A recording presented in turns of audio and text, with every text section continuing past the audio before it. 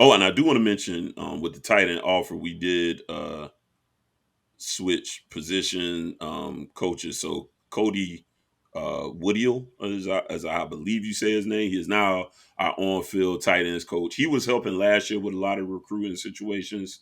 Um, I missed Field this. is second. I missed this whole thing. What happened? Yeah, he is on field now as our tight ends coach. Field, Coach Stephen Field, has moved to back to the recruiting office. To my understanding, though, he's actually being elevated. He comes from that already, anyways. He's been elevated within that office to like an executive position, so he's kind of like going to be one of the top guys in the recruiting office. He's a hell of a recruiter. So I kind of was like, well, taking him off field sucks a little bit, but then it's also going to give him an opportunity to recruit a little bit more across the board and oversee things. He's a great relationship guy. People really, really like Stephen Field. But I'm hearing really good things about Cody Woodiel as well. And he's got a great board. We have a lot of elite tight ends that have been coming through. So it's not, I don't think it's going to fall off much on his tutelage. He is supposed to be, by all Yeah, accounts, kind of a rising star. he had the In best player the on the team, and he went off the field. That's crazy. he just go. It's only going to get upper. It's going upper from here. So, um, but now Woody again is kind of regarded as a young gunner, young star. You know me, man. Get me young. I'm tired of these retreads and old heads. Absolutely. Yeah, it's just time to move on, man. It's a new day, new age. Mario, I think, learned a lot from last year, bringing in all them old heads. They don't want to work no more. Coach Steele's used to having the most elite talent. He's like, man, I come here to work. I come here to scheme. Now I just want to say, pull out some base packages and y'all just dominate.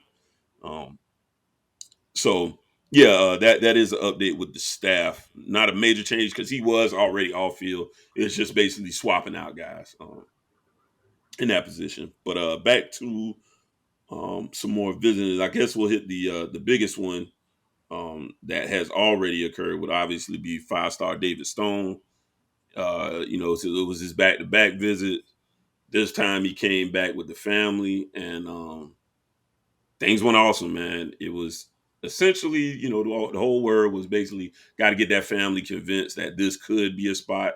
I'm not, penciling him into this class yet or anything like that. But we had no shot essentially until moms got on campus. That was basically it. That's why pretty much it was kind of a foregone conclusion that he pretty much was going to go back to Oklahoma after his season at IMG. Um, and of course, Oklahoma is still the biggest player there, I would say. Michigan State still, he's still going to Michigan State, even though his primary recruiters left. That could be a respect thing. I still think I would put him third as of right now. He'll get out there. He is still going to honor that visit. He canceled the Ohio State visit to come back and see us for that second week. So that speaks well. But everything went real well, man. Just the whole family there. Little brother going crazy, throwing up to you. And, like I say, he's got a lot of IMG homies there.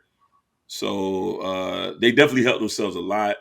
Mario is taking the defensive tackle position very personal this year. Something he wants to go ahead, CJ. Go ahead. I'll let you get your joke off now. I even gave it a 9 out of 10. It was good work. Man, that was actually That was good work. That was good. I did an old fashioned cackle when I read that. That was a good one, man. I had, I grade jokes, I'm saying, and I'm a fair grade. He definitely should take control of the type of recruit. Because damn, bro, they measured Donald Trump and they put his height and weight on Twitter. It was 6'270". My man CJ said, "Man, he can play defensive tackle at Miami right now." Put that boy in the go-kart package, man. Right. That's what really had me crying. I said, "Oh man, he's gonna be on my go-kart." But I'm a fair judge. Now I seen you. Of course, what you was talking about, and then I guess a reporter was out there and put out a little. Somebody had tweeted out this little excerpt saying, like, man, them boys get mauled. them boys get mauled out. The vegan D tackles get mauled out there, or whatever. I couldn't start laughing at that. Yeah, good work, man. Good work, man. Like I said, 9 out of 10, man. Top notch work, man. That's the ones you get me with, fellas. You gotta have good jokes. I don't be mad at the corny ones. Anyways, so I like how they position themselves in that recruitment. Um, I like Miami now. If it was a foregone conclusion that he wasn't coming, I definitely like where we sit in that recruitment at this point. He actually even said his mom already gave him the green light, so if he wants to, he's good to go. But again, I think he's going to honor his Michigan State visit and maybe do a few more because he's recruitment, visiting high type stuff too. You just coming off of it, everybody had a good time. I actually respect that. I rather you sit back and analyze things a little bit there. I'd rather you commit. I ain't got time for that. Well, I'm being a Miami guy, I had a lot of those guys. Yeah, I'm in. I'm all in. It's dream school. It's just 2 months later, hey man, respect my decision. I want to thank all you motherfuckers over there for raising my profile, but I'm out. Yeah, I'm cool on that. I am ready to get this thing rolling though. I hope it's Aaron Nolan. I am a little anxious to get somebody besides we got a kicker? Yeah, kicker in the class. Yeah, I'm a little prepared now. I'm ready for that. But I heard the kicker, like in this huddle clips, he got some quarterback plays and some fake kicks or whatever, man. So don't do it. We almost pulled that play off first off. Right there. I was right there. I got one kicker, Life Wallet in the blender. He's looking rough right now, bro. We're gonna see if y'all can get some. Y'all always on Life Wallet. I don't never know what's up. Especially when they start talking that spec. I'd be like, bro, what is it? You going to jail or something? Just tell me that. You going to jail. Show me the end result. That would it sound like. Yeah, if you going to jail, just tell them. Like, oh, she going to jail too? Damn, we can't never get somebody ain't going to jail. You going to jail. Well, as long as them checks clear. Can the check still clear from jail? That'd actually be kind of lit. Yeah, man. It's just some, I don't top know. Scammers. I ain't trying to get into the deepness of the articles that dropped, but just more articles about Life Wallet and Darren Rovell dropped something with just the findings of what's going on. I think he got a couple more weeks before they could delist Life Wallet as a stock, but he's been trading under $1 for. Once you trade under $1 for 30 days, they kind of get you up out of there. But yeah, that's been the gist of it. Yeah, I agree with that though. You can't hang with us. You ain't even $1. You ain't even $1, man. Get up out of here. Seat's taken. Man, they said in the article too. I gotta say this part. He said in the article too that my man John told the original owner of Life Water he beat him up and shit, man. Like, I can fuck you up, and he still haven't paid the dude. Like, dude hasn't got.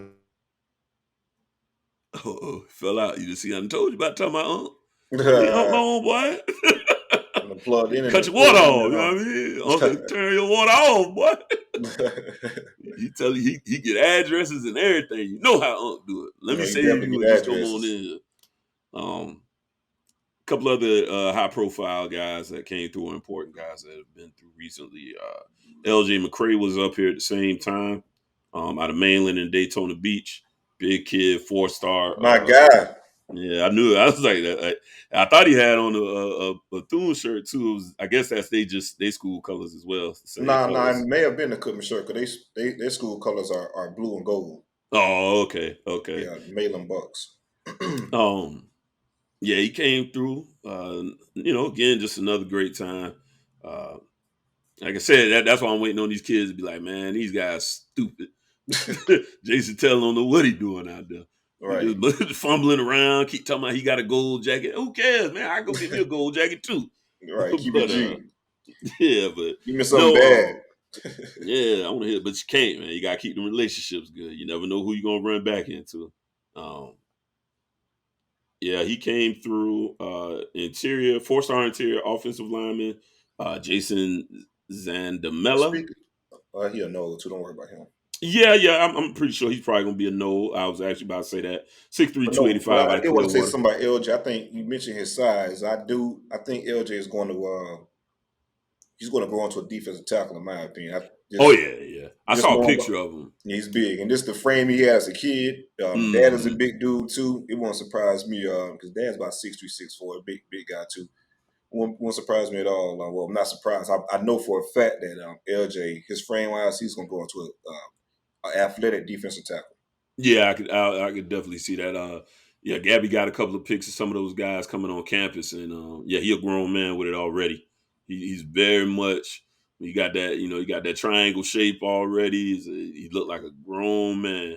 Yeah. And I agree with you. I definitely can see him kicking inside, putting on another 25 pounds or something like that, and being one of those really athletic disruptors up the middle. Um, and with that size, could also be good against the run. So